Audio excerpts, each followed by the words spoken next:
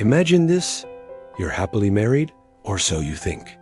Then one day, you come home to find your house in disarray, blood on the floor, and your spouse vanished without a trace. What if the person you love most in the world isn't who they seem? Welcome to the twisted world of Gone Girl, the 2014 thriller. That will make you question every relationship you've ever had. Buckle up, because this story is about to pull you in deep. Let me take you back to a sunny afternoon in North Carthage, Missouri.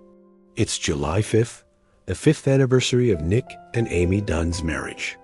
Nick, played by Ben Affleck, is your average guy, charming, a bit laid back. Running a bar with his twin sister Margot, he heads home from work, expecting maybe a quiet celebration or at least a normal day. But as he pushes open the door, something feels off. The living room is a mess, furniture overturned, glass shattered, and Amy? Nowhere to be found. His heart races as he calls out her name, but silence echoes back. Panic sets in. He dials the police, his voice trembling. My wife is missing. Now, if you've ever lost someone close, even for a moment, you know that gut-wrenching fear. But for Nick, this is just the beginning. The detectives arrive, Rhonda Boney and her partner, and they start piecing things together. There's blood in the kitchen, cleaned up, but not well enough to hide from luminol. The house looks staged, like a crime scene from a bad movie. Nick tries to stay calm, explaining how Amy is this amazing woman, smart, beautiful. The inspiration for her parents' famous children's books. Amazing Amy. But as he talks, you can sense the cracks in his story. He's not grieving like a man who's lost his soulmate. He's detached, almost smiling at times. I remember watching this and thinking, Nick, buddy, you're not helping yourself here. If you were in his shoes, would you crack under the pressure or play it cool? As the investigation ramps up, we flash back to how Nick and Amy met. It's New York City, years earlier, at a party. Nick spots Amy, Rosamund Pike, in a role that chills you to the bone, across the room. She's witty, enigmatic, with that perfect blonde hair and a smile that hides secrets. They bond over sugar dust from a bakery, sharing laughs and that instant chemistry. Do you always say exactly what you're thinking? She asks him playfully. He grins. No, sometimes I edit. Their romance blossoms fast, stolen kisses in alleys, whispered promises. They get married in a whirlwind, full of hope and passion. But life hits hard. The recession costs them their jobs. They move to Missouri to care for Nick's dying mom. The spark fades. Amy feels trapped, like she's lost herself in this small-town life. Nick? He's distant, maybe even resentful. Back in the present, the media descends like vultures. Amy's parents hold a press conference, pleading for their daughter's return. Nick stands there, awkwardly smiling for a photo, a moment that goes viral and turns public opinion against him. Why is he grinning like that? People whisper. The search parties comb the woods, volunteers in yellow vests calling Amy's name. Nick's sister Margot, or Go, as he calls her, is his rock, but even she starts doubting. What aren't you telling me? She presses. And here's where it gets real.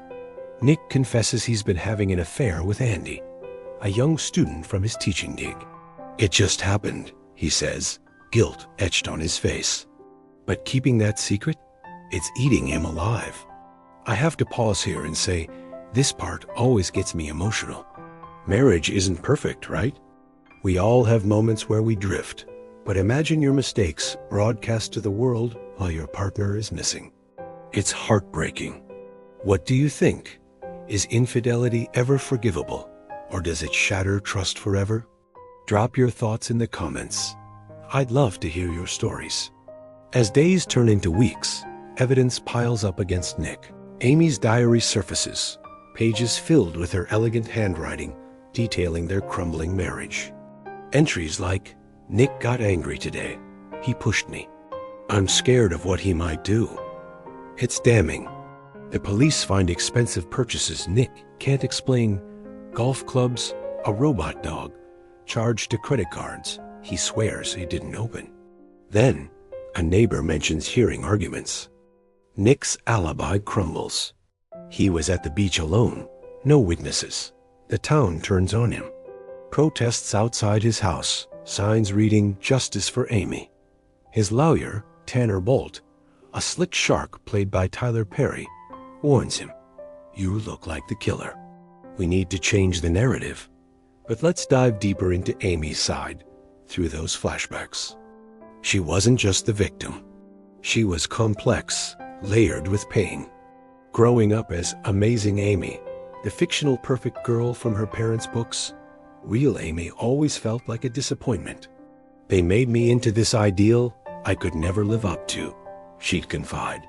In New York, she was a quiz writer, sharp and independent. But in Missouri, isolated, she watches Nick pull away. One night, she confronts him. "Who are you anymore?" He snaps back, words like daggers. Their love turns toxic, resentment brewing like a storm. Now the twist. Oh man, if you haven't seen it, this is where Gone Girl flips everything. Turns out, Amy isn't dead. She's alive, meticulously planning her disappearance to frame Nick for murder. We see her in a dingy motel, dyeing her hair brown, gaining weight with junk food, transforming into someone unrecognizable. "I'm so much happier now," she narrates in her mind, a cold smile on her lips. She staged the blood, the fight scene, even swallowed her own vomit to make it look real. Why? Revenge. For the affair, for the lost years, for feeling discarded. She plants clues leading to her body in the woodshed, anniversary treasures turned evidence. This revelation hit me like a punch. Amy's not just hurt. She's a mastermind, calculating every move. It's terrifying because it makes you wonder, how well do we really know the people we love? If betrayal pushed you to the edge, could you orchestrate something this elaborate? Think about it. Share in the comments if you've ever felt that level of rage in a relationship. Nick, sensing the noose tightening, fights back. With Tanner's help, he goes on TV, a national interview with Sharon Schieber. He admits his flaws. "I wasn't the husband Amy deserved." Tears in his eyes, he pleads, "Amy, if you're out there, come home. I love you." It's raw, vulnerable. Public opinion shifts a bit, but Amy, watching from her hideout, seethes. Her plan unravels when she's robbed by trailer park neighbors she befriended. Broke and desperate, she calls Desi Collings, her wealthy ex from high school, still obsessed with her. "I need help," she whispers. He whisks her to his lake house, a gilded cage where he controls everything. Desi's affection turns possessive. He dresses her up, monitors her every move. Amy plays along, but inside, she's plotting again. Meanwhile, Nick uncovers the truth. He finds the woodshed treasures, proof of Amy's setup. She's alive, he tells Go, fury and relief mixing. Detective Boney starts believing him too, piecing together inconsistencies. But Amy's too smart. She escapes Desi by seducing him, then slashing his throat in a brutal, bloody scene during intimacy. Covered in blood, she drives back home, collapsing into Nick's arms on live TV. "I was kidnapped," she claims, tears streaming. "Desi held me captive. The world buys it. Amy's a hero, survivor of horrors." But Nick knows better. In their bedroom that night, he confronts her. "You killed him. You framed me." She smiles that chilling smile. "We both did terrible things. But together, we're perfect."